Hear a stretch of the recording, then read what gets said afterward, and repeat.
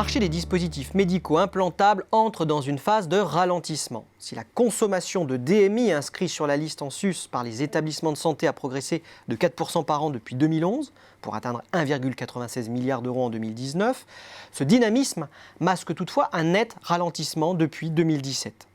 Certes, le marché reste toujours alimenté par des fondamentaux solides et par la mise régulière sur le marché de nouveaux dispositifs implantables. Mais il est maintenant freiné par une amplification des baisses de prix de la part des pouvoirs publics. À ce titre, 2019 constitue un exercice particulièrement douloureux avec d'importantes vagues de révisions tarifaires sur les principales catégories d'implants. Les fabricants de DMI font face de surcroît à une complexification rapide de leur environnement réglementaire en France. Ce dernier s'est en effet nettement transformé sous l'effet de deux évolutions majeures: la sécurité accrue des produits et le gain d'efficience des dépenses de santé. Les acteurs doivent ainsi composer avec une accélération de la consolidation de la base de clients suite au regroupement des établissements de santé publics et privés. En outre, les contraintes vont encore se durcir en Europe d'ici 2024.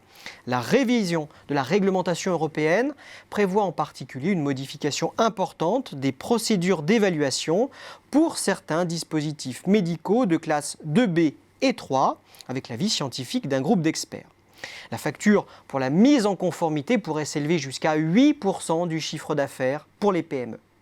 On comprend alors que les acteurs des implants médicaux s'engagent pleinement dans une course à la taille afin de réaliser des économies d'échelle et améliorer leur pouvoir de marché. Sur ce sujet, le réflexe de la fusion-acquisition prévaut. Les méga-fusions entre Zimmer Biomet et Medtronic Covidien en 2014 ont donné le coup d'envoi à une profonde refonte du paysage concurrentiel au sommet. Citons notamment les fusions d'Abbott St. Jude Medical et plus récemment de Stryker Wright Medical. Le paysage concurrentiel se remodèle également sous l'action récente des fonds d'investissement qui entrent au capital de fabricants de second rang et qui pourraient bien changer le braquet de leur politique de croissance externe. À l'échelle nationale, la faible envergure des fabricants français limite de facto les opportunités d'acquisition et ils endossent alors plus souvent le rôle de cible. Malgré tout, les acteurs nationaux se montrent combatifs, notamment à l'international, en cherchant à prendre pied sur le très attractif marché nord-américain, à l'instar d'Amplitude ou de Medicrea.